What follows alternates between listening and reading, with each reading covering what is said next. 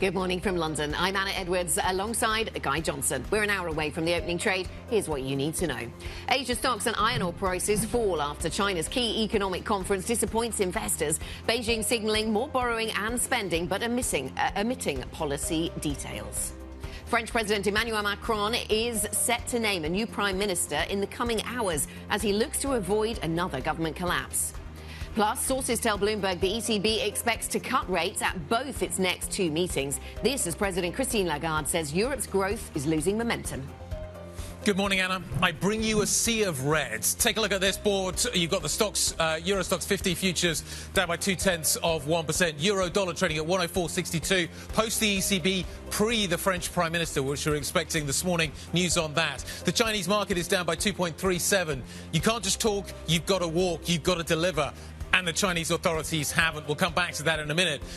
And look at what's happening in Brazil. They raise rates by 1 percentage point. The market comes under significant pressure. That market down by 2.74%. But to prove that America is exceptional, I also bring you Broadcom. Look at this. The stock up 14% after hours. The call with analysts went really well. The numbers look good. Again, this is all about the AI trade. And again, we'll come back to that a little bit later on in the programme. The countdown to the opening trade here in Europe starts right now.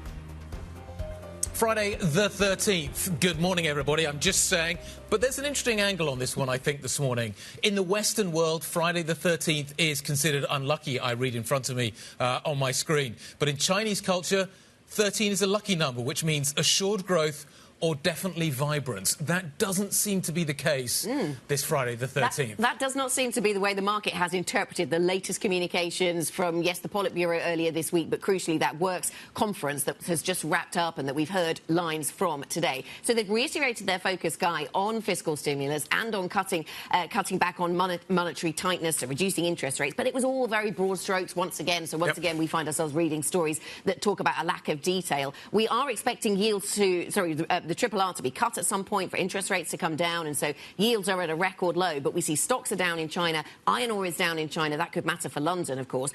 But I have seen quite mixed things about whether we are going to see money given away to individuals, which would be, of course, the most direct form of fiscal stimulus. Macquarie's view, no. But Shanghai and Beijing do seem to be thinking about some kind of voucher programme. So we continue to watch for the detail. Helicopter money, in the same way that we saw in the United States, which had such a great effect as the checks were sent out. Assured growth. That is actually the question, I think. Are you going to see assured growth? At the moment, there seems to be this idea from the Chinese authorities that if they talk a good game, that will reignite animal spirits. But the markets keep pushing back and saying, no, you can't just talk about it, you've got to deliver upon it. And that is the gap at the moment that seems to exist. Yeah, and there is a gap even in the talking, in the sense that we don't have the guidance around growth targets for the years ahead, and that is something that the market is crucially watching. But we might have to wait until March, apparently, to get some of that. In the meantime, we have a big political uncertainty hanging over Europe. So Les Echos is asking this morning on its front page on the website, why is Emmanuel Macron procrastinating? Is he going to continue to procrastinate? We are expecting news this morning. We don't know who it's going to be. Beirut seems to be the name in the frame at the moment, but his name has been put out there early in order maybe for actually his name to be shot down by the left and the right. We'll see. Le Curé is also in the mix as well. We'll see whether he is a name that potentially could be on the list too. This is the fourth Prime Minister potentially this year. In France. Yes. So you've had Borne, Attal, Barnier. Who's next? Right. I mean, this is a rapid clip, even by UK standards. Yes. You know, they've been taking some lessons across the channel. Just on this subject of who is the Prime Minister, of course, this is what we're waiting for. We are expecting that this news comes within hours. We had expected it by the end of yesterday, but it didn't show up. I was struck by looking at the list, Guy, of the possible candidates, that there are quite a lot of centrists on there. There's quite a lot who come from the slightly right of French politics, and not very many from the left. And if the job of Emmanuel Macron right now is to try and shore up support from the left so that they won't once again support any no-confidence vote or even suggest a no-confidence vote, which they did the last time, then I wonder if that's going to work. The message seems to be that actually we're going to censor whoever comes out. That certainly seems to be the message at the moment. And the names that are being floated at the moment, it was interesting, Beirut was put out there quite early. The sense seems to be maybe his name was put out there early to sort of almost get him out of the way. But then there's other messaging suggesting he's going to be the person walking into the Elysee a little bit later on. Anyway, we're going to have news on that, hopefully, within the next 2 hours. Yes, something that was talked about a little bit. Attempts were made by journalists to talk about French politics in the context of the ECB yesterday. Christine Lagarde knows better than to go too far down that road. She certainly said they didn't discuss TPI, that transmission protection instrument, not necessarily, it would seem, in their view. But Valerie, our colleague, will be up later giving us her thoughts, and she was telling us this morning about some of the hawkish lines coming out of the ECB, talking about domestic inflation decreasing but remaining high, not yet mission accomplished on inflation, and maybe it's some of those lines and the fact that we didn't get a 50 basis point rate cut, which I don't think everybody was expecting, but yields went higher on something, so maybe it's the hawkish lines or that. In terms of positioning, so the market's brought forward the possibility of a 50 basis point cut, which stands in stark contrast to the 15 basis points that BTP's went up yesterday in terms of the yield. Was that a positioning story? We're coming into year-end. Maybe she sounded at the margin, maybe slightly more hawkish. Maybe that's an excuse. Maybe that's journalists as well, putting a narrative kind of back onto a story that could be entirely about something else. Yeah. I don't know, but it was a strange move to see BTP yields going as high as they did. I don't know. I think maybe over the next day or so we'll get some clarity. There's going to be plenty of central bank speak coming out of the ECB. It was old-school peripheral yields that went higher yesterday, wasn't it, to your point, BTPs and others. And one thing we need to factor in is, in late reporting, our colleagues getting this scoop that people familiar with the conversations are telling us that the ECB is expecting to go in January and then once again in March. That's quite firm language from the ECB, isn't it? Which is really odd in as much as the sense you got from Lagarde was that we're going to wait and see. And there does seem to be this idea that actually we're going to wait and see what Trump does and then we're going to calibrate what we do to maybe that. So it does feel as if maybe the ECB is waiting for Trump. So it's interesting that we're talking about these two cuts being nailed on when actually there's so much in flux in that period. Maybe they didn't like the market reaction, maybe they didn't like the higher yields, and they wanted the market to focus once again on the idea that rate cuts are still coming. Let us pivot, Guy, to a central banking conversation that is coming next week, and that is the Bank of England, because we've just had some GDP data out from the UK. It's only 1 month's worth of GDP that is the new information here,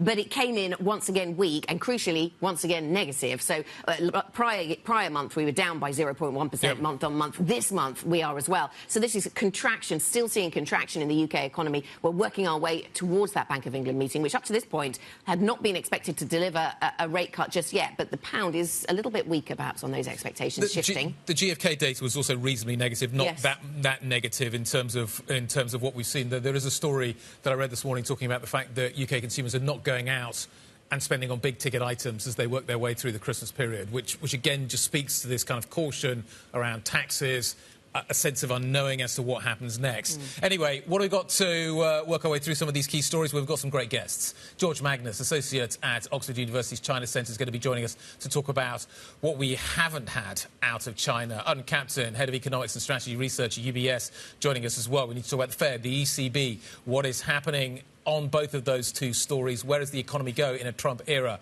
Oliver Dürer, CEO of Hensoldt, the German defence firm, is going to be joining us for an exclusive conversation a little bit later on.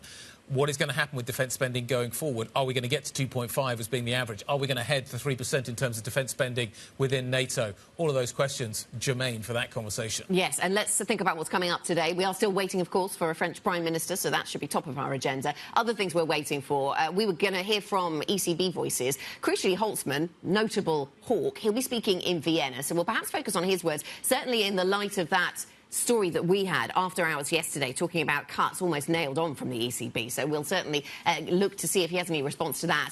10 a.m. UK time, Euro area industrial production. 10 a.m. UK time, we'll also get Bundesbank latest forecast. So they publish their semi-annual forecasts about the German economy.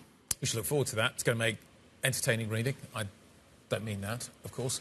What else do you need to know this morning? Russia is close to an agreement with Syria's new leadership to maintain 2 vital military bases within the country. Sources telling us that the Russian Defence Ministry believes it has an informal understanding with the Islamist group known as HTS. Western officials are said to believe that the Russian bases could actually act as a deterrent to extremism within Syria. Broadcom shares jumped sharply in late trade after it predicted a 65% growth in AI chip sales in the first quarter. The company says it now sees a $90 billion market for AI components it designs for data centers by 2027. Investors, of course, piled into Broadcom stock this year, betting that the AI craze will fuel a sales surge. And the CEO of Klarna has told Bloomberg his company stopped hiring humans a year ago, as it invests heavily in artificial intelligence that's doing the work of hundreds of staff across the firm. The Stockholm-based buy now, pay later finance provider has seen headcount fall by more than a fifth during that time, though mostly through attrition. It says around 200 people are now using AI for their core work. So we have the chip designer making lots of money off the AI story, and a company now finding a use for it. Yes, absolutely. So all AI stories come with a sort of smiley face today. We are AI glass half full this morning. Is the Klarna story a smiley face story? Well, I mean, it is if you are looking for the AI benefits to spread out and result in productivity gains. And it seems that the staff who are staying at Klarna are getting higher pay as a result of this. So if you make it, incentivize people to deliver these benefits in productivity and say that you will get higher pay as a result, then maybe that's the sort of the upside here. I was struck by the turnover rate, though, in staff at Klarna. They lost 22% of their staff through attrition. They perhaps will need to start hiring some more humans at some point if that continues. Yes, but they got an IPO possibly coming up. So I was about to say the IPO not probably you dress it for the IPO and then you see what happens after that. But is this the productivity? People are fearful about what happens with the labour market in an AI world. Is this an example of how difficult it is going to become to navigate that process? I think probably yes. And if you believe the Broadcom numbers, this story is going to go from strength to strength to strength. Yeah, I thought it was interesting. The Broadcom was, AI chip sales are growing faster than all the rest of the semiconductor sector. That was the theme of last quarter, wasn't it? We sort of knew that theme. So in the sense that it's hard to please markets right now, I was quite surprised at how well received these numbers from Broadcom. The interesting thing as well is that the market is getting narrower. So this recent rally we've had in the United States has been getting tighter and tighter in a smaller group of stocks. So we talk about this broadening rally. It's actually gone into reverse over the last few weeks. OK, let's tell you what's coming up on the programme. Plenty of politics to weave through our conversations about markets this morning. Georgia's pro-European Union protests enter a third week amid an intensifying police crackdown. It comes as the ruling party prepares to appoint a loyalist as the country's next president tomorrow. We'll have more details with an update on that story. Plus, the Swiss National Bank president tells Bloomberg the central bank does not like negative interest rates, but will use them again if needed to stem speculation in the Swiss franc. More from our interview with Martin Schlegel later in the programme. And up next, we'll be joined by Camille de Courcelles, head of developed markets, rate strategy and economics for Europe at BNP Paribas Markets 360. If you want to get involved in any of these conversations, it's Friday, why not? IB plus BBTV Go is the function to use this dark Monday morning in London. Friday the 13th. Is Bloomberg.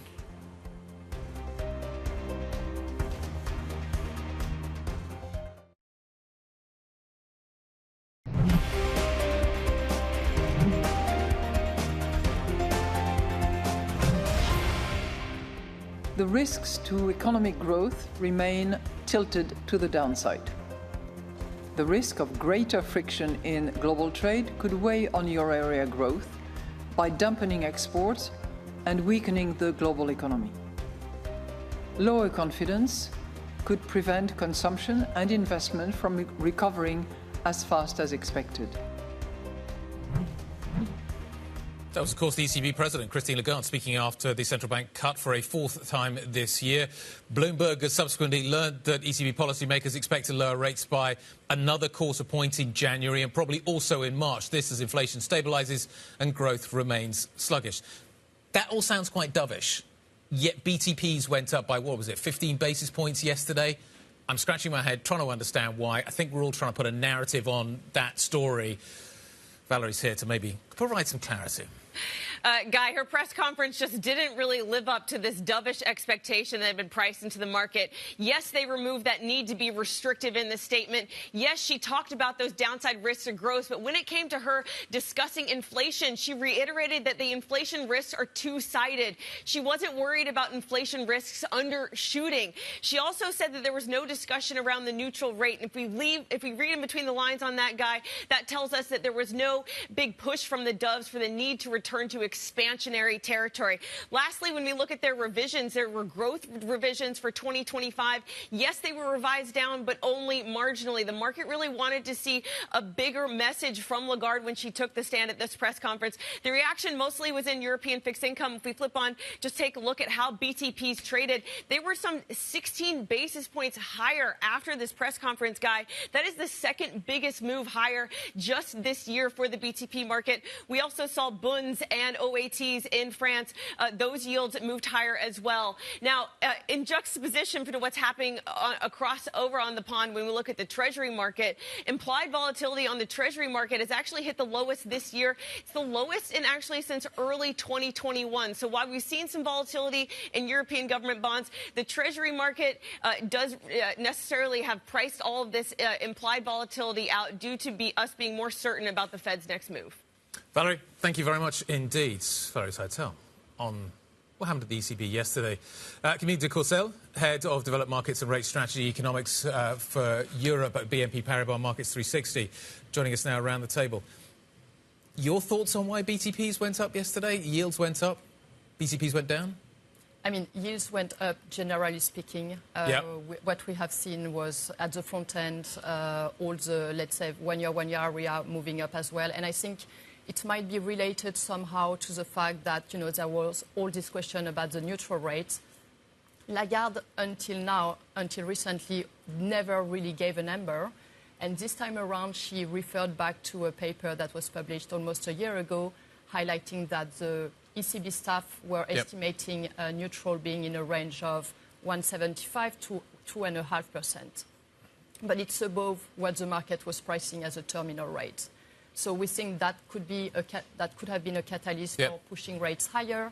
And then, yes, there was some talk about the TPI, but I don't think that was really Is there a QT story? Is there a positioning story? So there seems to be a number of different kind of things. Positioning. I mean, there was an auction, a BTP auction in the morning, so it could have been strategies around auction positioning. So in the afternoon, in a fairly illiquid market, because let's face it, it's the end of the year, and I would say, the most of the real money community will wait for the new supply to come to buy bonds again. So at this time of the year, usually, there is not many buyers out there. So the market then heard all that conversation about the neutral rate and all the things you describe in the auction and said, OK, well, maybe we're not going to get quite so many cuts as we thought we would, and so yields go a little bit higher. Today we're hearing from the Banque de France governor, Villeroy, saying that he is at ease with market rate expectations for next year. Remind us what the market is expecting, and therefore we know what he is at ease with. So interestingly, the market is still pricing a fair likelihood of a 50 bips at the next two meetings. So for the Jan and the March. 50 in each one? So not fully priced in, of course, but like there is the market is pricing more than 25 bips at the next two meetings. Right. Still, even after the ECB press conference from yesterday. But the market is pretty much landing somewhere around 165, 170 on the deposit facility rate.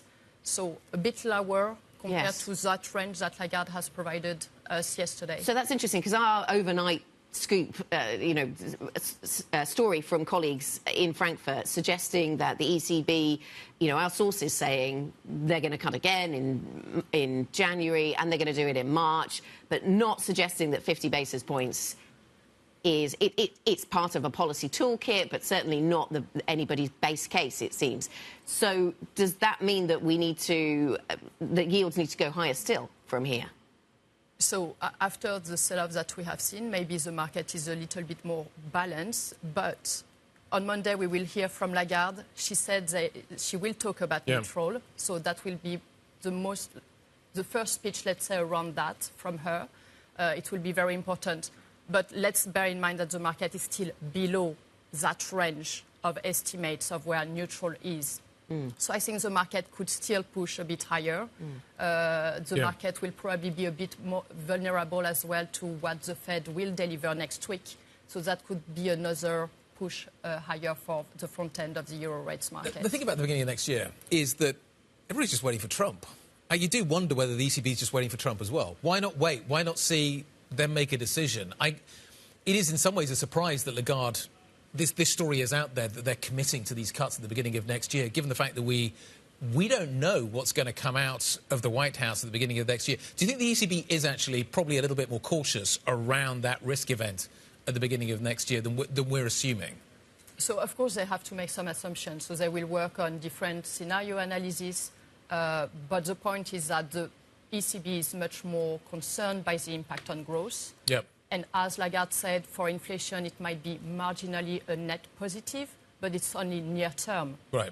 Over the longer run, if you have a hit to growth, it will also ultimately potentially bring inflation down as well. So the lower risk is to go early, deliver rate cuts, see what happens. The worst happens is you just slow the pace down after that. Because that's what other central banks are starting to seeming to do at the moment.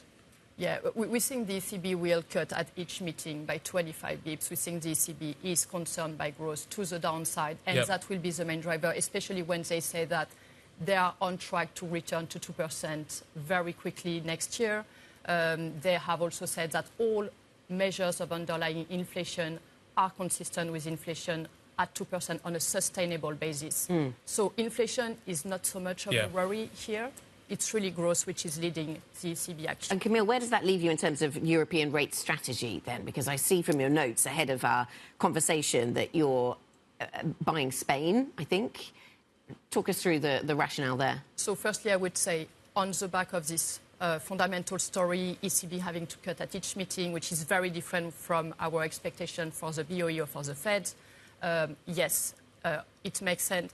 That firstly, the Eurozone is the place where we expect the most rally next year. So for a bond investor, for us, the Eurozone is a place to be. And then across countries, Spain indeed is our favorite. There are various reasons. Firstly, when it comes to growth, it's actually leading the rest of the Eurozone economy, which we expect to continue next year. So that means that when it comes to term risk premia in Spain, it should be fairly subdued. It can even compress further and so outperform versus other countries. And then when it comes to the bond supply channel, we expect a contraction of supply in Spain, which is very different from the bearish pictures that you have in Germany. Is Spain a proxy for US consumers now? Okay, I ask this question. The reason I ask this question is you look at the tourist data going into Spain at the moment and the effect that is having on growth, and maybe that is the difference between Spain and other economies around Europe at the moment. Italy's doing fairly well as well. But if I want to play, this is going to sound. If I want to play the US consumer strength, is there a way of playing it through the Spanish bond market? I would say to some extent, yes, because there are some parallels. For example, it's true that Spain is benefiting a lot from an immigration influx, so very similarly to the US. Yep. So that is supporting the economy. We expect that to continue. Okay. The other interesting part in the periphery, if you look at Italy, Italy this year has been benefiting a lot from a technology boost. That sector is really doing very well, and which is the reason why we are not concerned by BTPs either. OK, Camille, thank you very much. Camille de Courcelles, Head of Developed Markets Rate Strategy at BNP Paribas Markets 360. A lot to think about there in that conversation. Coming up, equities across Asia dip as a lack of details from China's economic conference disappoints markets. We'll get more on that next. This is Bloomberg.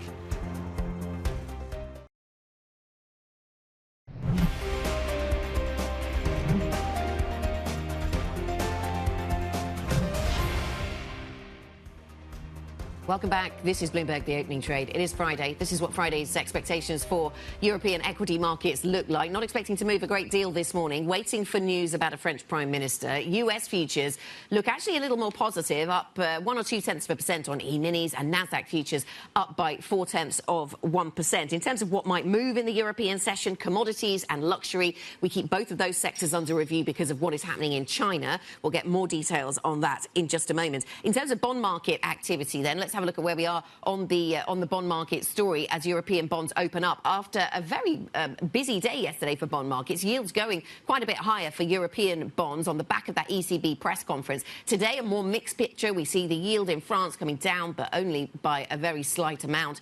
And in Germany going higher by a very slight amount, but really fractions of a basis point, so not really much movement in the bond markets this morning. Really interesting to talk to Camille earlier. She was saying yields in her view, in Europe, can continue that move higher that we saw yesterday, because terminal rate expectations are higher than the neutral rate expectations, that a range of neutral rate expectations that Christine Lagarde was citing yesterday. Uncertainty is the biggest enemy of economic growth. Is the ECB providing clarity where the French government can't? Maybe that is the nature of what it's trying to do at the moment, give a little certainty in a European environment that doesn't seem to have much. German election, French election. We'll see what happens at the beginning of next year. We'll see what happens later on this morning. It's 8:30 in Paris. Maybe some news coming shortly. Let's talk about what's happening in China, though. Anna mentioned what impact it could have on the European equity market open this morning. The country's top leaders have set domestic consumption as their top economic priority for next year, trying to boost confidence amid the threat of looming US tariff increases. However, investors are a little disappointed once again that yet another key policy meeting has come and gone without any concrete action set to boost the economy. Let's bring in John Liu, Bloomberg's senior executive editor for Greater China. Morning, John. There seems to be this belief amongst the Chinese authorities that they can just talk, and the talk will be enough to ignite animal spirits.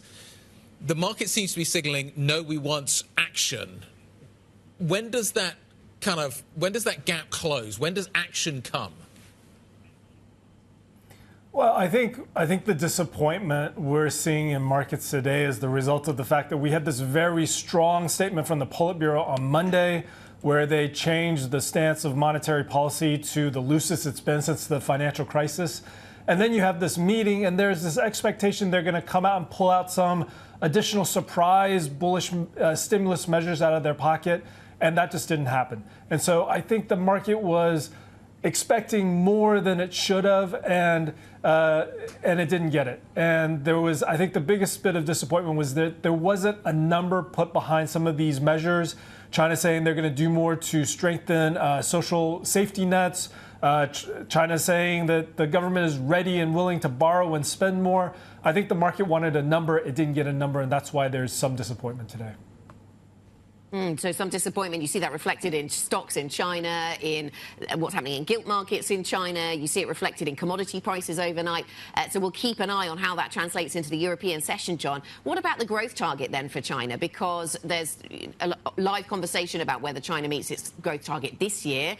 But then on next year's target, do we have to wait until March until we get that detail?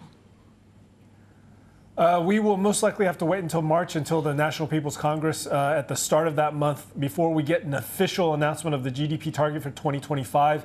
It is very important. I think it'll tell us how much stimulus to expect. The higher the number, the bigger the stimulus. It'll also give us a benchmark to measure how well the economy is doing.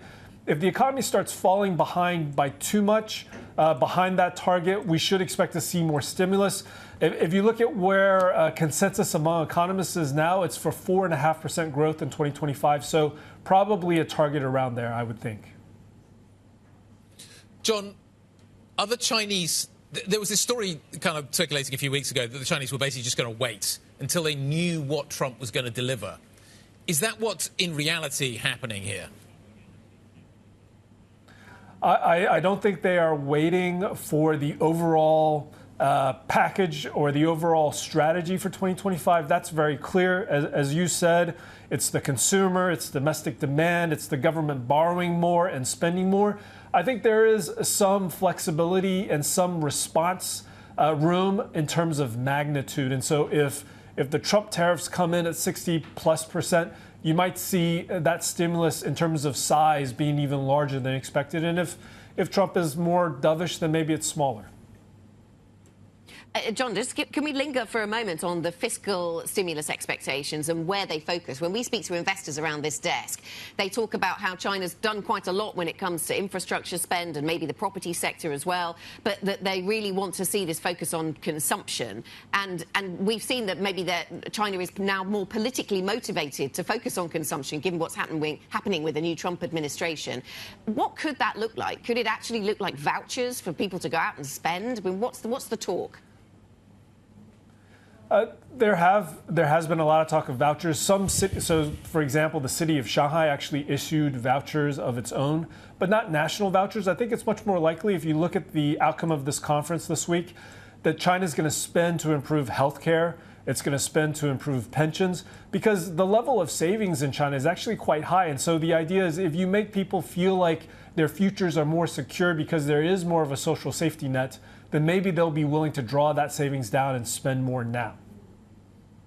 Yeah, really interesting the way that level of support is linked with people's propensity to consume. John, thank you very much. John Liu, Bloomberg's senior executive editor for the Greater China region. Thank you very much for joining us. Coming up on the programme, we await the outcome of Emmanuel Macron's search for a new prime minister. We are expecting an announcement sometime this morning. We'll bring you that story next. This is Bloomberg.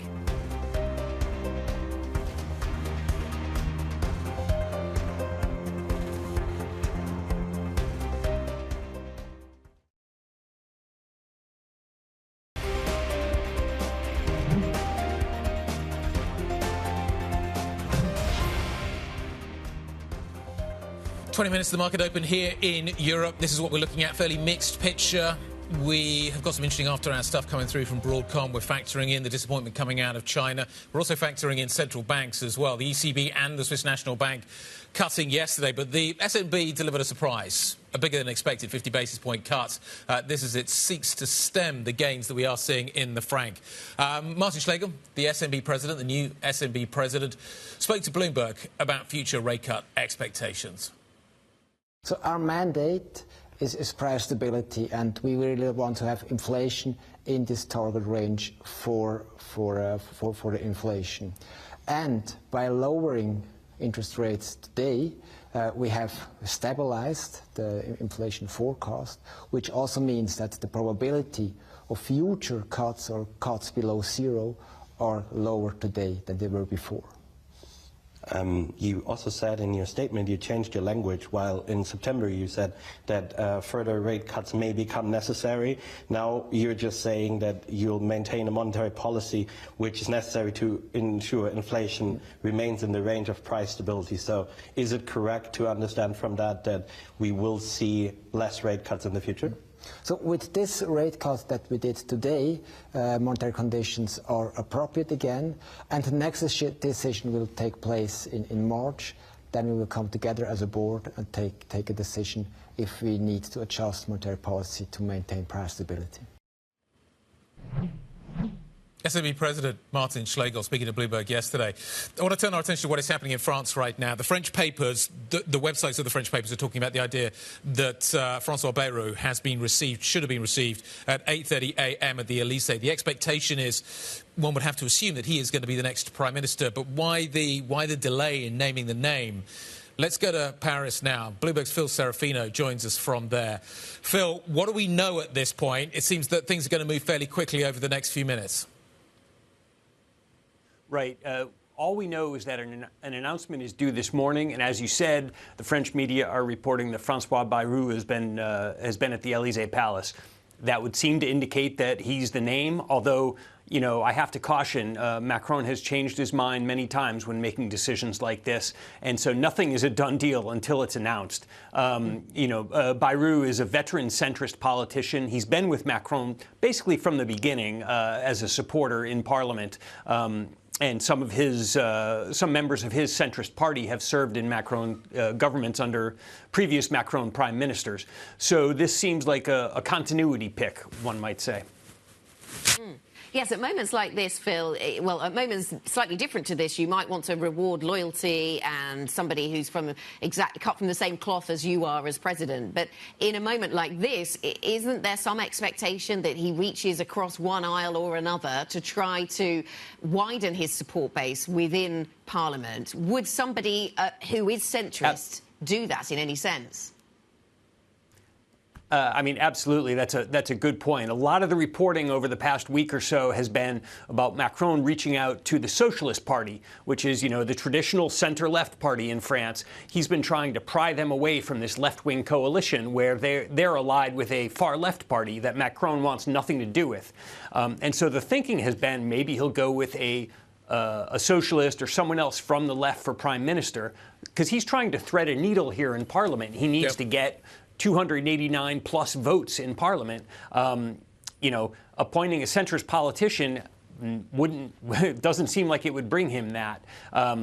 it will be seen as more of the same. You know, one of the big complaints that the other political parties have had is Macron's lost elections, and he's trying to govern as if he's still the majority, has a majority in Parliament. So hard to see where this goes. Yeah, I think one opposition politician joking that the Prime Minister is actually Emmanuel Macron. This is the fourth Prime Minister of the year. We've had 3 collapses. Can the Macron presidency survive a 4th collapse? Well, you know, it's interesting. One thing I was looking at is the markets have actually been quite calm for the past couple of weeks. There was a big sell-off over the summer, which sort of put a little pressure on the government to sort things out. Since the Barnier government fell, the CAC 40 is up. The yield spreads have tightened a little bit. You know, the financial markets, at least, are giving Macron the time to sort this out. Politically, he said, I'm going to stick around till 2027.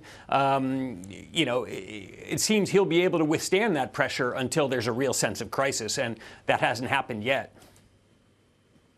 So, meanwhile, what are we hearing from the far right? Clearly, it was the decision by Marine Le Pen and her party to back the no-confidence vote from the left that brought down the last Prime Minister. What are we hearing from Marine Le Pen, then? Because in the interview we had with her just in the last week or so, she did suggest that there would be a budget that would be less, she would be more likely to support than the one that Barnier had proposed. We'll have to wait and see if that actually comes to pass. But what are we hearing at this point? Yeah, I mean, one of her spokesmen was saying yesterday to my colleagues, look, we represent the majority of the French. No prime minister can survive without our backing. And they made that point when they brought down the Barnier government. You know, from my colleagues' reporting, you get the sense that Macron now is wary of dealing with her because Barnier thought he had an agreement with her to support the budget, and she made some last-minute demands that he couldn't meet. So for now, it seems like Macron is trying to go a way that will allow him to pass a budget without her support, kind of putting her on the outside. Phil, it's interesting. I'm trying to follow this kind of blow by blow on the French papers and watching you guys cover it as well with a great deal of interest. There seems to be so much flux. Is it Bayrou? Is it not Bayrou? The names seem to be coming and going at the moment, and nobody's quite sure as to what is really happening right now. Why would you want this job? Are people saying no? Well, you know, I mean, a chance to be Prime Minister of France, if you can make it work, it's quite an achievement. And there's no shortage of people with the ambition to want to give it a shot. It does seem like a pretty intractable political problem. The parliamentary math is such that it's very difficult to sort of thread the needle that we were discussing. But certainly there's no shortage of people willing to try. Yeah, very difficult to make this work, Phil. And you were talking about the reaching out to the left that had been talked about in recent weeks. And I was quite taken by something that the socialists were talking about, a possible exchange of good practices. So some sort of ring fencing around the actions that the various sides would take here. So if a new prime minister guaranteed that he or she, but they all seem to be he right now, if he would not push through a budget without the support of the left, then maybe the left would say, OK, and then we won't topple the government. I mean, is that still something that people are talking about in Paris? Well, that has been sort of the biggest development of the past week or so. These meetings Macron had with all the parties, including some of the parties on the left, except the far left. And that got people thinking that he was trying to put together a coalition that would involve the Socialist Party. And so I think there will be people scratching their heads this morning if it's not a socialist prime minister, if it is, in fact, François Bayrou. OK, Phil, really interesting stuff. Thank you very much. We are watching. We're still watching, still waiting for confirmation. Phil Serafino bringing us up to speed from Paris. We thank you. Joining us now for 3 minutes on the markets, our Markets Live executive editor, Mark Cudmore. And developments in China and focus. We'll come to that in a moment. But just to stick with the France theme, Mark, it does seem, Phil was saying, it does seem as if markets are giving the president time to find another option. You have to wonder how long that patience lasts as year-end looms.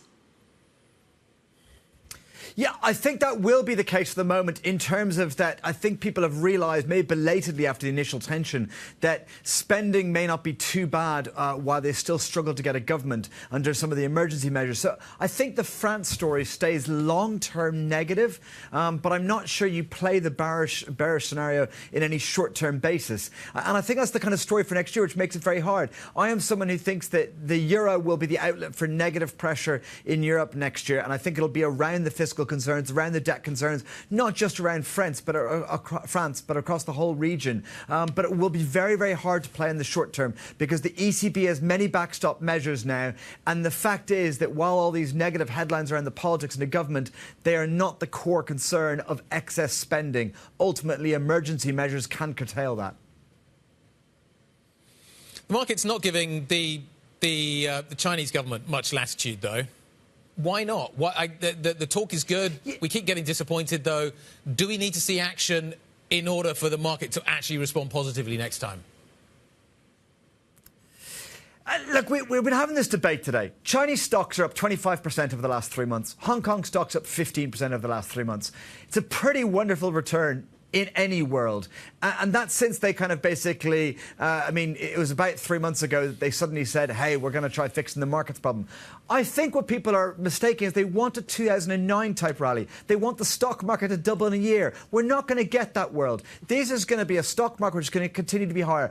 Both Hong Kong stocks, Chinese stocks are higher than they were a year ago. Now, obviously, they did badly for most of the year until 3 months ago. The corner has been turned. It is not going to be a crazy rally, though. It's going to be just a more positive story than the bleak, gloomy story of the last few years. I think the Chinese government are winning, and I think they're actually doing it right by not encouraging crazy animal spirits, but getting something more sustainable. They have committed to policies that will bring about more consumer spending, haven't they, Mark? From a market's perspective, what are the types of policies that we're watching for on that front that would really make a difference? I think people want to see more the consumer doing better, kind of as you mentioned there. And to go with Guy's point, like, it is true that the market is not running away with this. They keep on being superficially disappointed. But the fact is the government has said they do care about the market, and that has been seen. Even though much of the world has been disappointed by the extent of measures and it wasn't the big bazooka they wanted, the stock market continues to do absolutely fine overall. And I think that shows that this is a government that is focused on the market. They're going to try stabilising the property market, not start a new bull market in property, and they're going to try supporting the consumer at the other side, which means that they want more sustainable growth that's going to be okay and better insulated against potential trade measures next year. So the China story is good and fine, not brilliant. Great stuff, Mark. Thank you very much indeed. Bloomberg Markets Live Executive Editor Mark Cudmore. MLIV, the function for Mark and the rest of the team. Fantastic coverage throughout the day on your terminal. Let's talk about the stocks to watch. We'll come back to China in just a moment, actually, and the effect that maybe it's having. But let's start off with the tech story that's coming out of the United States. Look at this, Broadcom, after hours, 14% to the upside. Should there be a read across into European chips this morning? Does Europe have that AI trade that is lifting Broadcom? Right, because Europe seems to have the other part of Broadcom's story, which is less about AI and more about the standard chips. And that's not where we've seen the excitement. So, yes, your point, your question is a good one. Will this have any European read across? We'll certainly watch for it. Broadcom doing well at winning over the hyperscalers, those companies that operate the data centres, and we'll see whether Europe can make anything of that particular trade. So that's something we're watching.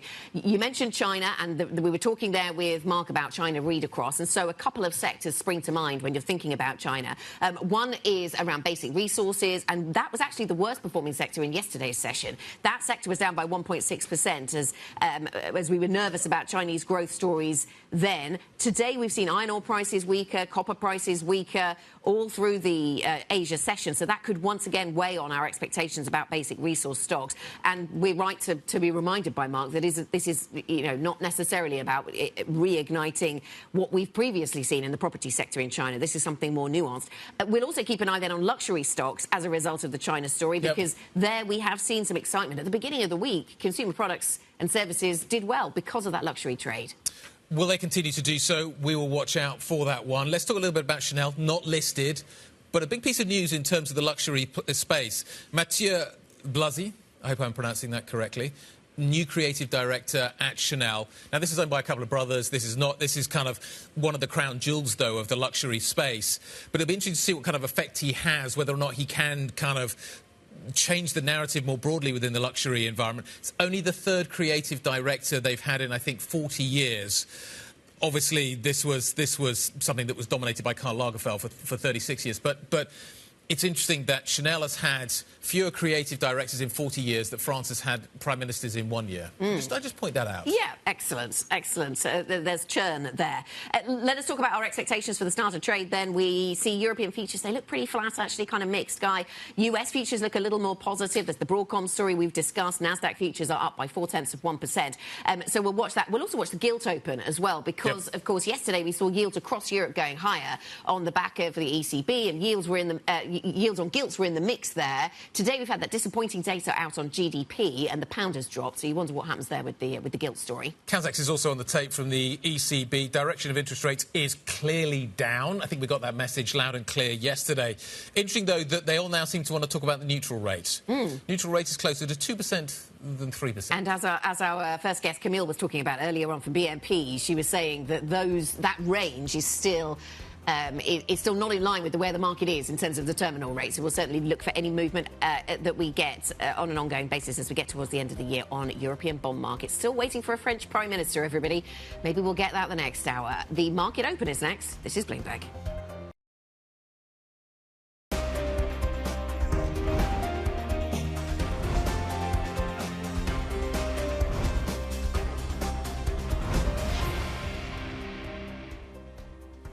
So the first thing I need to point out is that it is Friday the 13th, which is perceived as being bad here in Europe, the Western world. In China, it's perceived as being a good thing. 13 is lucky. Doesn't seem to be the effect thus far we're seeing out of Chinese markets into European markets. Not much luck being transferred from one to the other this morning. Yesterday's trading looks a little bit like this. Fairly static session for European equities. A little bit of a fade. You saw that in the United States as well. What does that mean for futures? Let's turn our attention to what the forward-looking indicators now look like as we watch what the European trade is going to look like at the start. And as you can see, UNCH seems to be the story. You've got a luxury story that could be positive coming out of China. You've got an iron ore story, as Anna's been pointing out, that could be negative. FTSE futures are up by 0.1%, but the pound is down on the back of the GDP number. Is that just a mechanical story? CAC futures are down by 0.2%. I round up now as we await the arrival of the new French Prime Minister. Who is that going to be? Are we going to get that news this morning? We are promised. We were promised it last night as well. So there's a number of things we need to be working our way through as well. Plus there's the chip story that we need to fold in as well, Anna.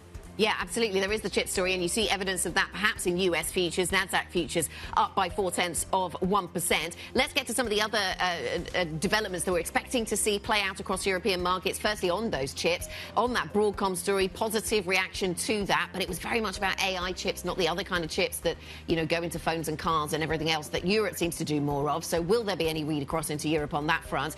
We'll look for read across from China into luxury and to mining stocks, as you were discussing, Guy. Crayon Group. So we've seen Software One over in Zurich going after Crayon Group, which is an IT services business in Oslo. A little bit of M&A to close out the week, perhaps then, Guy. Cool name, Crayon Group. Love it. Let's talk about this market open. Here we go. It is time for the opening trade here in Europe this Friday the 13th.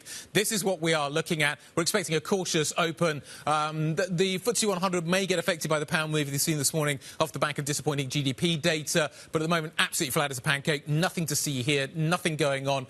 Absolutely flat, as is the IBEX. Wow, we've had some cautious opens recently, but this is a very cautious open. We're down by 0.2% on the stock 600. So a little bit more weakness maybe showing up there. We'll see what the CAC delivers. We're waiting to see what exactly the French Prime Minister's what the French Prime Minister's name is going to be. We'll wait for the DAX. We'll wait for the SMI. The CAC's down by 0.2%. Little bit of cautious trading here. What are we waiting for? I wonder. What is the signal that is going to get these markets moving throughout the rest of the day?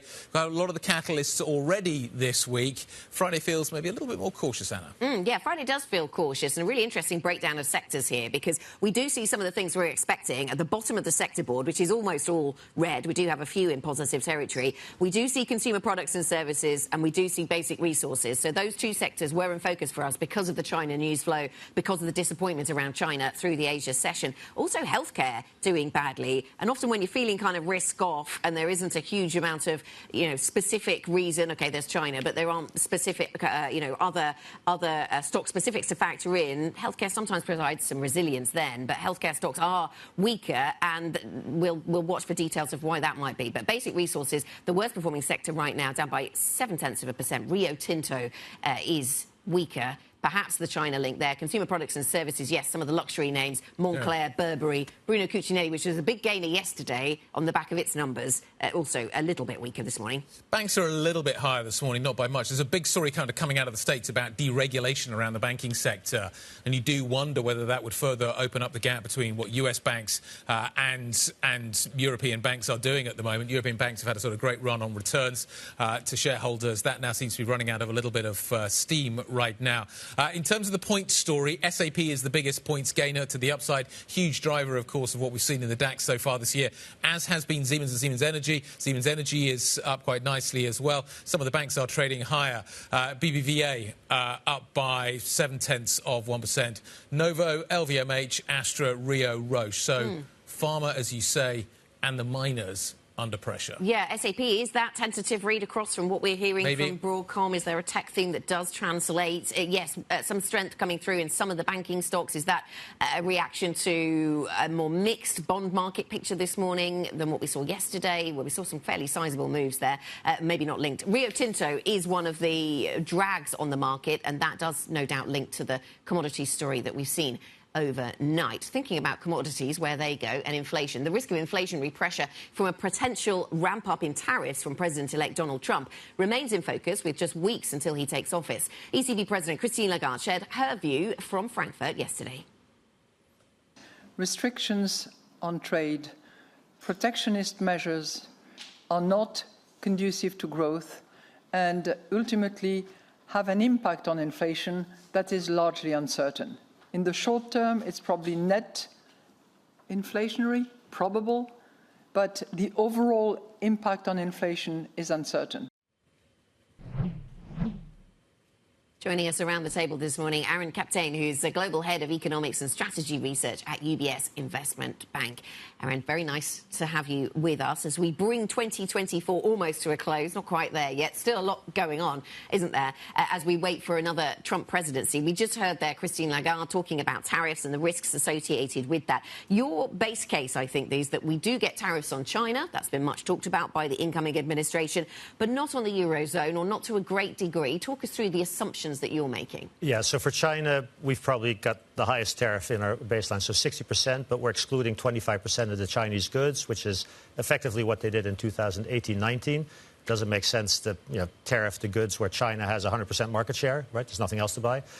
For Europe, so we do think European tariffs are coming, but they would be part of a global tariff. And so if you just think about the amount of manpower that's required to implement just the China tariffs, right? You have 10,000 tariff lines. You have to seek corporate feedback on every single tariff line that goes up. It's going to take many, many months. So if you want to do a global tariff, I think on which the legal basis is pretty shaky, sequentially, we just think that comes much later, if it happens at all. Now, if they abandon the global tariff idea, then I think you would see something narrower on the countries where there is actually sort of a structural trade surplus issue, which is Europe. Right? And so we've just left it out of the baseline for now until we get some clarity from Trump. It's really interesting reading your notes that you put quite a lot of emphasis on a number of these detailed factors around tariffs. Whether Europe retaliates is going to have a key impact, and whether the tariff is global or Europe-specific has actually an impact through FX channels and through impacts on growth. Talk us through your thinking there. Yeah, so I think the uncertainty that Lagarde just displayed in that clip, I think that's correct in the sense that if you have a Chinese tariff going up much more than all the other tariffs, then it's likely that the Chinese currency depreciates more than the other currencies. And that would mean that all of the Chinese imports into Europe become cheaper. And that can actually offset the inflationary impact of potential retaliation. And so when we run the models, that's exactly what happens. We have virtually no inflation impact. We have predominantly a growth impact, and that's all. So before you get to the uncertainty that Lagarde talks about, which I think actually makes it much easier for the ECB. If it's mostly a growth shock, non-inflation shock, you just ease more. If you're the Fed, it's actually both, right? And you're sort of stuck. Is the U.S. economy stronger or weaker in this scenario? So it depends how many tariffs you do, right? So I think if you just do the China tariffs, it's absorbable, right? It'll be 0.3 of growth drag. You offset it with tax cuts. It's not a big deal, and I think the market can sort of take it in stride. That doesn't look to me like that's all that's going to happen, right? We've already seen the announcement of sort of 25% on Canada, 25% on Mexico. Those aren't even trade tariffs, those are border tariffs. But the ease with which these tariffs are being thrown out and the magnitudes are just so much larger than 2018-19, right? In dollar terms, if you just take what he campaigned on, 5 times larger than 18-19. And so I think there's sort of excess optimism because in 18-19 there was this ability of corporate sectors to absorb these tariffs in the profit margins and not really pass it on through the supply chain or to consumers. That will not be possible, right? And so if you do, just that rest of the world tariff at 10% and you do China, you're talking about a 150 basis point increase in the price level, right? So for U.S. inflation, so as an annual year-on-year delta, that's about 100 basis points or so. Yeah.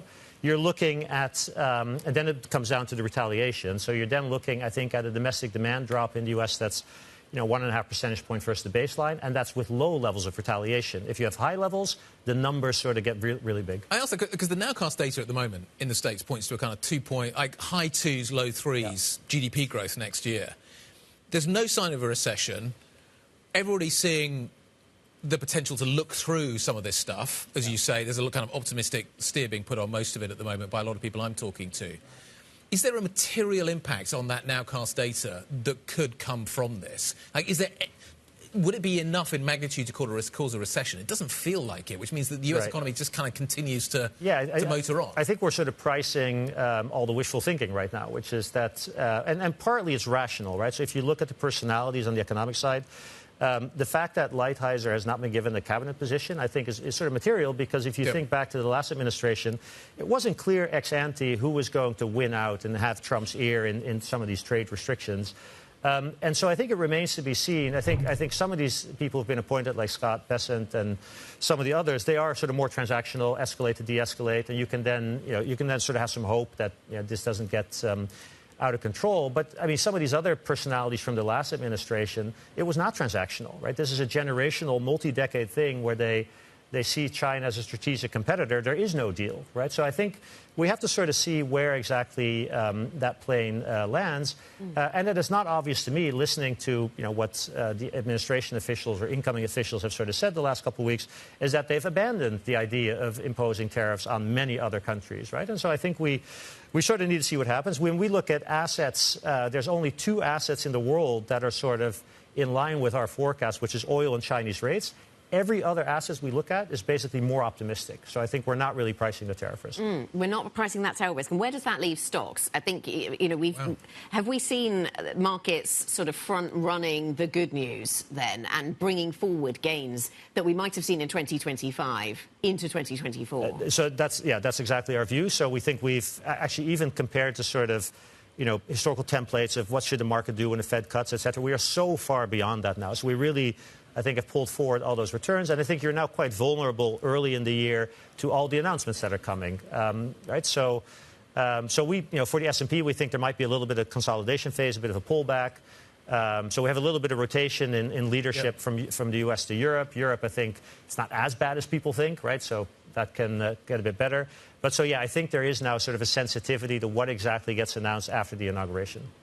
Every other asset other than Chinese rates in oil is too optimistic at the moment. Well, implies we have a forecast of 2.9% growth. Every asset we look at implies more than. What do we think's the furthest out of kilter? Credit spreads are pretty far out of kilter, right, near all-time tights. I mean, and then we have various ways of looking at the equity market, so there's various ways of slicing and dicing it.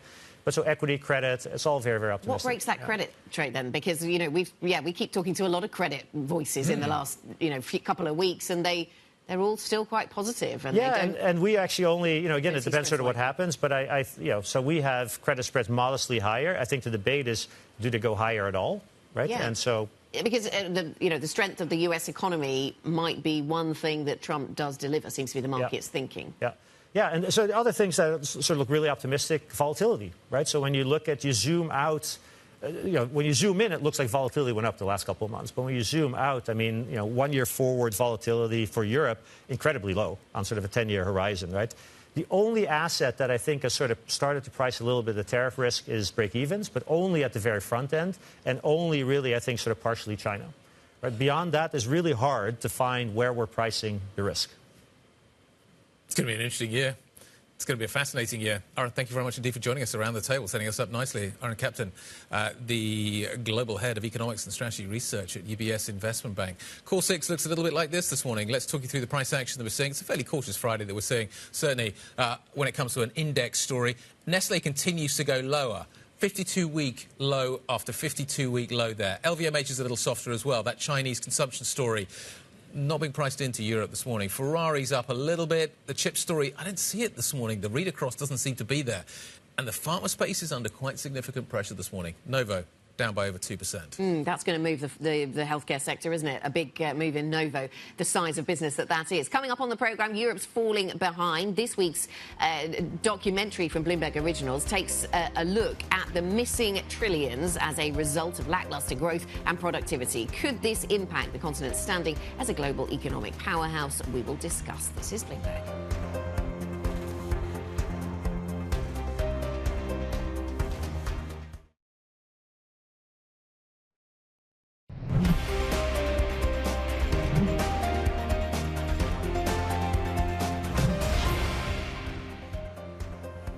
Welcome back to the opening trade. It is Friday morning. We are seeing some negativity across some of these markets this morning. The overall picture down by 0.2% on the Stoxx 600.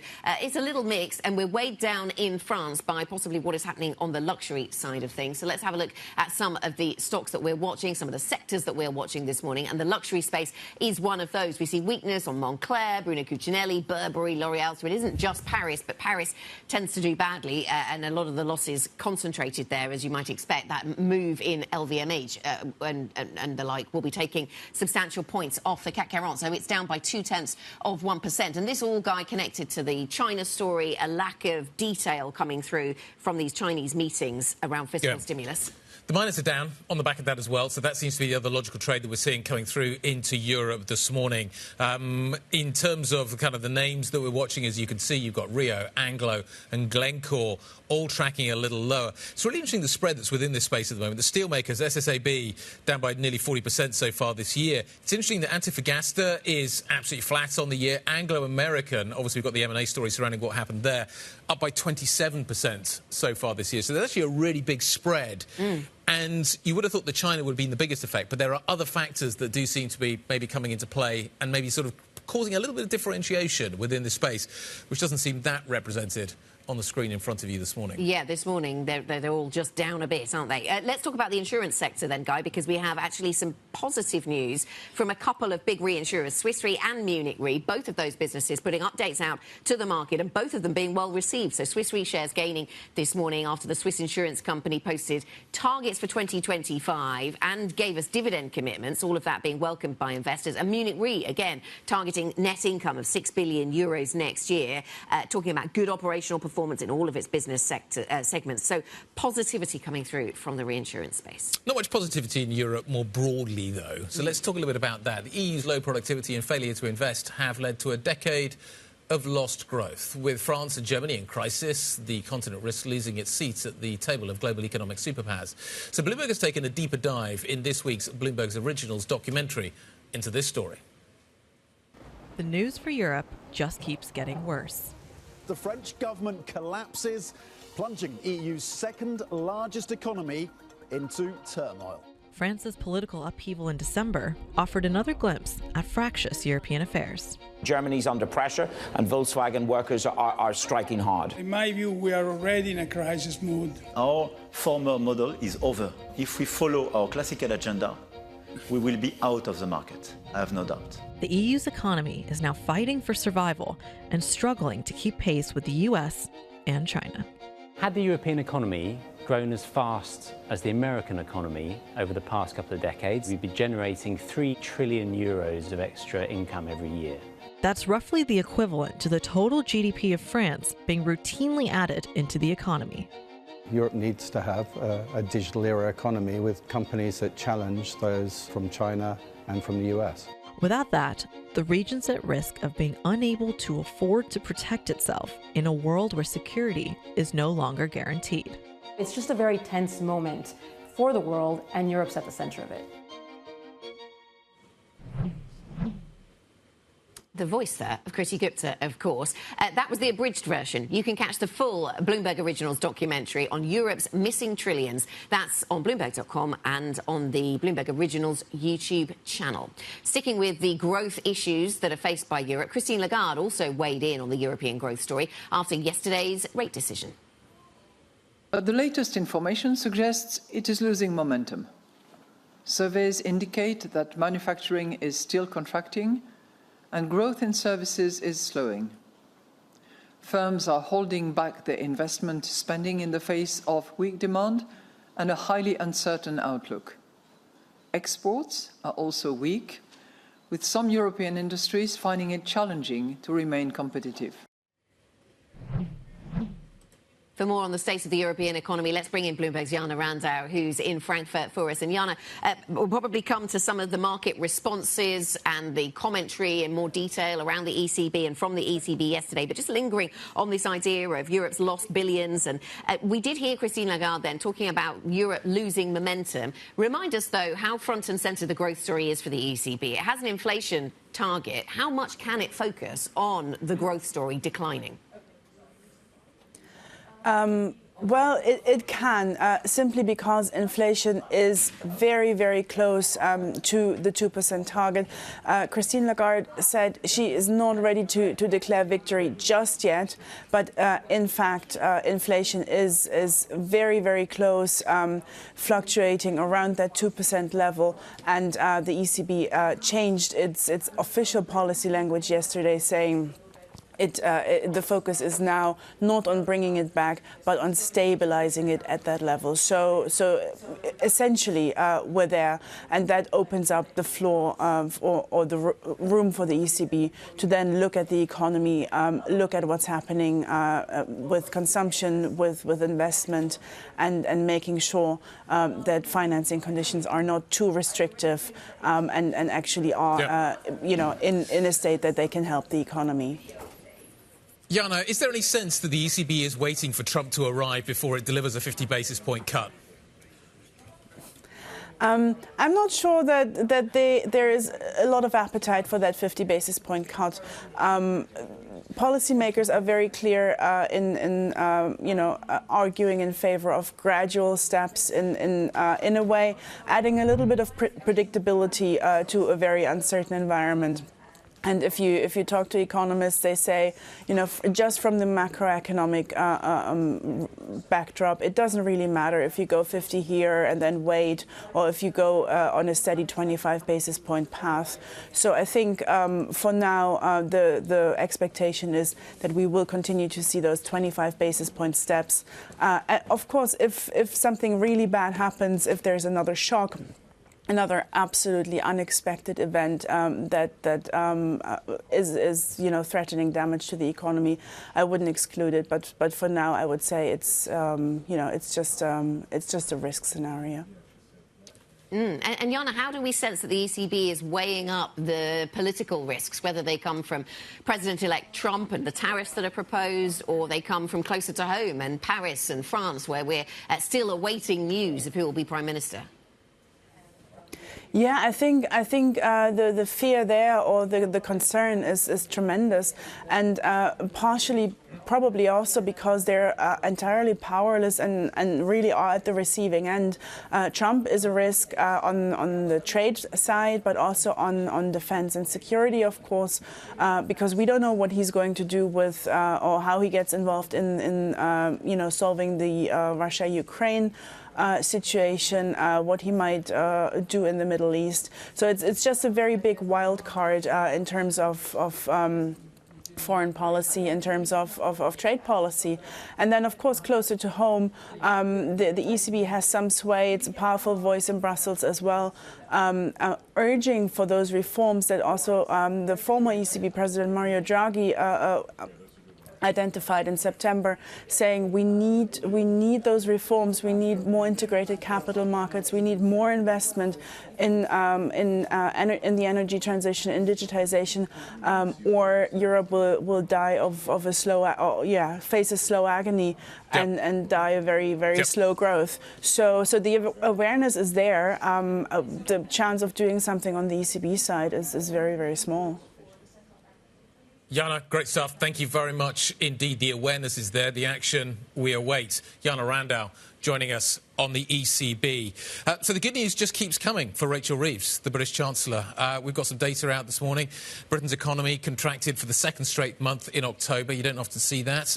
The economy has only grown in one of the 4 months since the Labour government took power. Joining us now, Bloomberg's UK correspondent, Lizzie Burden. What happened this time? Well, the decline's down to manufacturing, construction, mining and quarrying output. That's where it's fallen. And you've seen bits of offsetting from telecoms, logistics and legal firms, but, you know, not enough to spare the Chancellor this embarrassment when, of course, growth is the top priority of the government. The response from the Treasury is that we're determined to deliver economic growth. Higher growth means increased living standards for everyone, everywhere. We know that. That's exactly what the previous government said. This is the sort of language you hear before the election, right? We've been hearing it for months. The data, very difficult. Yeah, what is the outlook ahead then, Lizzie? This is what's interesting. So economists are divided. I've had a note from Deutsche's Sanjay Raja saying that there's probably more bad news on the horizon. He's pointing to all of this pessimistic survey data. He notes that the picture for the fourth quarter from the Bank of England and the Office for Budget Responsibility isn't as pessimistic as that survey data. So he says the risk of a quarterly contraction is no longer negligible. And that contrasts with Dan Hansen, our very own chief UK economist. He says that growth is likely to pick up into 2025 on the back of Rachel Reeves' looser fiscal policy. And he says that this isn't really likely to move the dial for the Bank of England. So such big questions as we go into 2025. You just asked Jana Randau whether the ECB's holding its horses to see what Donald Trump does in January. It looks like the BOE is going to stay on hold next week as well. Yes, and so there'll be lots more from the Bank of England next week, won't there? We'll have a lot more of that conversation. Lizzie, thank you very much. Bloomberg's Lizzie Burden with the latest on the UK. Coming up on the programme as Europe ponders a future with less support from across the Atlantic, we speak to the CEO of the German defence firm Hensoldt. We've heard some quite stark language from Mark Rutte at NATO over the last 24 hours, so we'll work that into our conversation as well as the Capital Markets Day that this business held just this week. That's next. This is Bloomberg.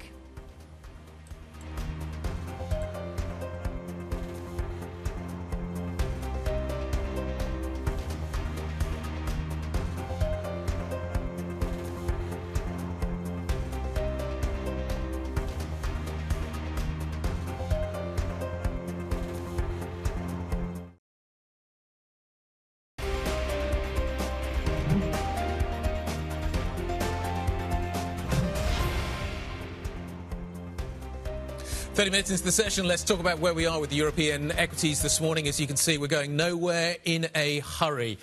In terms of the numbers we're watching out for, we're reasonably flat, as you can see. You've got the DAX up a little bit more than most. You've got some of the big names in Germany doing fairly well this morning, including SAP, which is continuing to lift that German market. But the Stock 600... absolutely flat as a pancake. Let's talk about what is happening with defence stocks, which have certainly had a good year, and German defence stocks in particular have stood out. European NATO members are ramping up defence spending as the group weighs the possibility of less support from the United States under a Trump presidency. NATO Secretary-General Mark Rutte put his members on alert with this stark warning. We are not ready for what is coming our way in 4 to 5 years. We can prevent the next big war on NATO territory and preserve our way of life. This requires us all to be faster and fiercer. It is time to shift to a wartime mindset and turbocharge our defense production and defense spending. Russia is preparing for long-term confrontation with Ukraine and with us. We need to be faster, we need to be fiercer, and we need to be on a wartime footing, according to Mark Rutte, the NATO Secretary-General. Ollie Crook's been all over this story all year. Let's talk about how ready NATO is and how it could factor in those Rutte warnings. Yeah, we need to be in a warlike mentality. We need to also buy European, right? This is another part of the plank of the Draghi program. This is part of the sort of European defense build-out story. But there's also a sort of fundamental chicken and egg problem here, right? On the one hand, these companies, these defense companies, need to have the visibility, they need to have the backlog, they have the orders in order to ramp up, while the governments need to know that they can actually get the hardware that they need from these companies. So this is a sort of dilemma that I think the Europeans are facing, while we don't really have a sort of concrete financing program or really collective program at the EU level. And this is really what a lot of these companies are grappling with. So we're very happy to be joined by one of these companies, Hensoldt, which is one of the sort of great Mittelstand companies of Germany. They do sensors for the battlefield. They're really the eyes and the ears of the battlefield. They're sensors for ships, air defense, for kind of going in all over the battlefield, but also increasingly the nervous system of the battlefield, right? This is feeding huge volumes of data, mapping out digitally what's going on on the battlefield. So we're very pleased to be joined by the CEO, Oliver Dura. They had their Capital Markets Day here in London, so we're very pleased to be joined on set. So I'd like to begin there with you, if we can, just in terms of where we are on that sort of dilemma. On the one hand, your order backlog is now at 6.5 billion euros, which is very, very elevated. Do you have the visibility to build out, as we're being warned we need to, the kind of defense industry in Europe that is required? Well, absolutely. I mean, if we look at Mark Rutte's statement, I think a wartime mentality or wartime economy, that's what everybody is calling for. We have definitely ramped up. We are prepared as industry. I mean, looking at the radar production, we scaled it by 5 within the last 2.5 years. We put almost 1 billion of money into investments, half of that on R&D, capitalized R&D, 250 in a supply chain, because we really raised our stocks to be able to deliver fast, as Rutte calls for, and the rest is in infrastructure, really building a new plant for optronics, building a logistics center. So the key point now is definitely that we need the planning security from the politicians. I mean, there's a broad consensus, but they have to walk the talk in the sense of really giving a long-term perspective on spending. And do you think that there is a sort of idea coalescing around what that would look like at the European level? Would, for example, a collective 500 billion euro fund, some of these things that are still abstract, how much visibility would that help give you in order, as a sort of confidence, to build out the kinds of volumes that they're talking about? Well, our key focus today is, of course, on Germany, which is still our formative customer. So today we have roughly a dependency on 70%. So going forward, the intent is to internationalize Hensoldt. That means we're going to roughly 50% Germany, 30% Europe, and 20% rest of the world. So main focus on Germany. I think here you follow the discussion on a debt brake, on an additional extraordinary budget. What we have to say today is definitely the still acting government made a change, made a step change. We had the extraordinary funding of 100 billion. We had also the recently announced industry strategy. So a lot of good intentions, I think. But going forward, it's really the question, will they release a debt brake? Will we have another extraordinary budget? So I think there's a broad spectrum of solutions on that, but the consequence is still the lacking part on it. Right, and you still need that planning security in the German context, as you described there, but also for these other customers that you want to serve. And looking at the details of your Capital Markets Day, Oliver, and where your revenues come from, it seems that commitments from NATO countries are going to be crucial for you. Yes, of course, whether Europe is at war, whether there are hot wars going on in Europe matters, but it's the commitments from NATO countries, regardless of whether there is actually active conflict, that matters for your business. No, absolutely. I mean, looking at NATO, and I would see broader the European market, we have the European Sky Shield initiative. I mean, Oliver said it rightly, we're the top seller of Hensoldt today is our medium-range air defense radar, which we have also sold to Ukraine. It's protecting the Ukrainian people at the moment.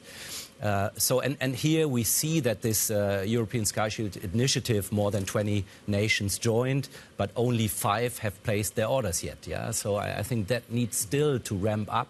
And we also have to see with Europe, I mean, we see a strong call also, if you look at the security policy in Germany, a strong call for sovereign capabilities, while on the other hand we have now a new EU commissioner who wants to have a European defense and coordination. Yeah, so I think that is still where we have a couple of question marks. But anyway, I think on a midterm perspective, also looking at the guidance that we confirmed yesterday, we even raised a little bit our revenue commitment and also book to bill. So in that regard, I think we're well prepared. But 2025 will be a decisive year. Do you make the assumption that NATO countries will spend 2.5%, 3% of GDP on defence? Our current planning is definitely based on 2%. I think that is what the discussion is about, where we see the consensus rising, and also looking at Germany till 2028. We have that commitment with the extraordinary budget. The point at the moment is, since the election of Trump, I hear that in Germany the discussion changed drastically, in the sense that now everybody, also Rutte, calls for 3% and even up to 3.5%. And I definitely think, I mean, with all the question marks on the how, that the commitment is there. If European governments start placing the orders, and you've kind of outlined the fact that only a few of them are done so far when it comes to the Air Defence Pact, if the orders were placed, do you have the capability to deliver on those orders? Do you talked about the working capital you've invested into the business, which sounds significant. But do you have the capability, does Europe have the capability to deliver the orders were they to be placed? Or is Europe once again going to have to turn to the United States to deliver some of the capability? Well, first of all, I can only speak for Hensoldt, and definitely we're prepared. I said it for the radars, same for optronics. We built a brand new plant to cope with that demand, so we did all the investments. We have quite a very good coverage on our supply chain, so that means... supply chain's good, is it? That's solid? That's solid. In that regard, I think we can respond. I would think that still the demand will progressively increase. So we're currently looking, can we build additional production lines, all of that.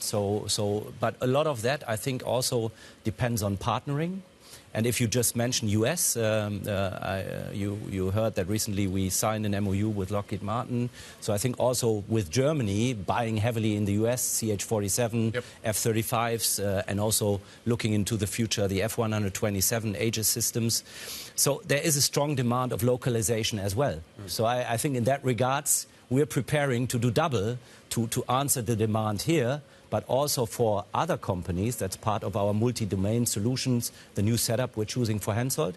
We will also be ready to produce third-party products in Germany. And when a lot of money sort of rushes into an industry, particularly at a time when in Europe we're talking about basically creating European champions, not just national champions, certainly potentially at the defense level, where do you see consolidation happening in the defense industry? Obviously, you make sensors that go to a lot of different companies, potentially a target, but also you yourself looking at potential acquisitions. Yeah. Key point for me in that regard, and I've said it a couple of times also in the media, I'm a big fan of having M&A being a means to an end. So I think a lot of the discussion that we see at the moment is about sheer size. Yeah, we think we want to have the size and so on. So I definitely think, and that's what also our North Star strategy is about, it's about differentiation. So I think Hensoldt is very strong prepared. We are delivering very well today, high-class products. And what you just referred to in your intro, I think we're now ready to pioneer software-defined defense, and that will make a difference. That gives us a strong position, and definitely we are self-confident that in this European consolidation, we will play an active role. Okay. And as sort of the defense industry in Germany sort of rises, on the other hand, you have the auto industry that is falling very precipitously, a lot of layoffs. But I understand that you're also looking at the auto industry, its sort of talent pool, to build out your talent pool. Explain that to us a little bit. Well, absolutely. So at the moment, as one of the, let's say, challenges in filling that demand, as you rightfully asked for, is the war for talent, is getting really the high-quality people especially looking at pioneering software-defined defense. We need more software engineers. We really need the brains that are out there on the market. And here, the current struggle of the automotive is a pure chance for us. So we're currently in negotiations with 2 companies, automotive suppliers, where we are about to take full teams of up to 100 people into our teams there. And I think a great opportunity is also looking at filling this demand, that those people from automotive, they come from serious production. Yeah? Yep. Despite that we get the workforce, we also get a lot of know-how in order to speed up. I mean, building our new plant, we work with Porsche Consulting. So they are the experts that really help us to scale in the way the demand is needed from the market. We will watch that relationship closely. Oliver, thank you very much. Thank you for joining us. Oliver Dürer, the Pleasure. CEO Thanks of the German defence firm Hensoldt. And thank you to Bloomberg's Oliver Crook for joining us for that conversation. Coming up on the programme, thinking about Russia's impact, actions, influence in Europe takes us to our next conversation. Pro-EU protests in Georgia have entered a 3rd week, with the ruling party set to appoint a loyalist as the country's next president this weekend. We'll have the latest next. This is Bloomberg.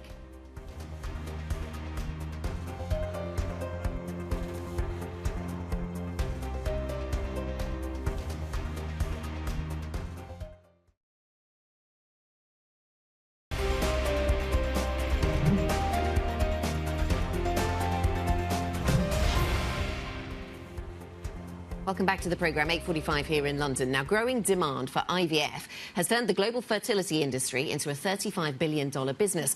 But driving this trend are impoverished women who put themselves at risk by donating their eggs to earn money. Today's Big Take looks at how human eggs have become a premium commodity in a global market, giving rise to a largely unregulated and dangerous marketplace. We're joined now by Cindy Wang from Bloomberg's investigations team, who's been working on this story. Cindy, quite a disturbing read then, this story that takes account or gives us an account of a number of women involved in this trade. In what way have human eggs then become a global commodity? Hi there. Yes, it's pretty remarkable, actually. With the booming fertility industry globally, it has turned the human's egg, especially it has turned the women's egg into a very precious commodity traded around the world. So our investigation unveils how the egg donors are recruited into this $35 billion and growing global market of assisted reproduction. This industry comprises would-be parents, donors, their agents, doctors, and fertility clinics. And many of the fertility clinics, they're actually backed by American private equity and Wall Street investment banks because they see this as very lucrative business. So we have talked to and interviewed several donors around the world. That includes a teenage girl in India. When her eggs were harvested at a fertility clinic in India, her government ID shows she was only 13. We've also talked to a model in Argentina and 2 egg donors from Taiwan. So people from these places have repeatedly traveled and evaded the U.S. immigration controls, trying to sell their eggs in the U.S. by the American fertility clinic. And many of the fertility clinics, they are aware of and sometimes even aided such illicit border crossing. We've also talked to the police in Greek, and the Greek police found out there are as many as 75 alleged theft of eggs that's taken from the IVF patients from a fertility clinic locally. And we've talked to a mother in Greece who was informed by police that half her eggs was actually stolen and used on another patient undergo the IVF treatment. And in China as well, even though the country bans buying donors' eggs, but obviously there is a big black market. Donors told us that in China there would be a van with darkened windows driving the donors to outside of the city to an unknown lab. And the lab from the outside would look like just a normal residence, but inside there are equipment, there are well-trained doctors to help these donors retrieve their eggs and complete the surgeries. So our story actually shows that the human egg trade thrives in the open markets, gray markets, black markets globally. And when there are opportunities, there is exploitation. Cindy, incredible reporting Fascinating read. Thank you very much indeed for bringing it to us. Bloomberg's Cindy Wang. You can read today's Big Take on the terminal. NI Big Take Go is the function. You can also find it in the latest edition of the Business Week magazine. Let's return to the subject of geopolitics. Georgia's pro-European Union protests have entered their third week amid an intensifying police crackdown. The unrest was triggered by the ruling party's decision to halt talks on joining the EU and comes as it prepares to appoint a loyalist as the country's next president tomorrow. Bloomberg economy and government editor Greg Sullivan joins us now. Greg, thanks for bringing us the latest then. This has been something we've been watching the twists and turns of for many weeks now. Who is likely to be named president and what will happen in terms of the current president? Well, it's almost certain that a current lawmaker and actually former footballer named Mikhail Kavalishvili will be named the next president. He's the nominee of the ruling Georgian Dream Party and has a history of anti-Western comments, as well as a career that saw him play a stint with Manchester City. Now, what's important here to note is that the current president, Salome Zorabashvili, she's been very pro-EU and has been very critical of the October parliamentary elections, even calling them a Russian special operation, and has urged the protesters to go out. She's vowed to remain the voice of the nation. Whether that's a rhetorical position or something more legal is probably yet to be seen after the election. But for now, we know that this will deepen the rift between the pro-European opposition, the protesters, and the ruling government, Georgian Dream Party, which is seen as far more pro-Russian. So in the aftermath, we can expect more protests. We'll have to keep an eye on that. What is the longer-term trajectory for Georgia that comes out of this election?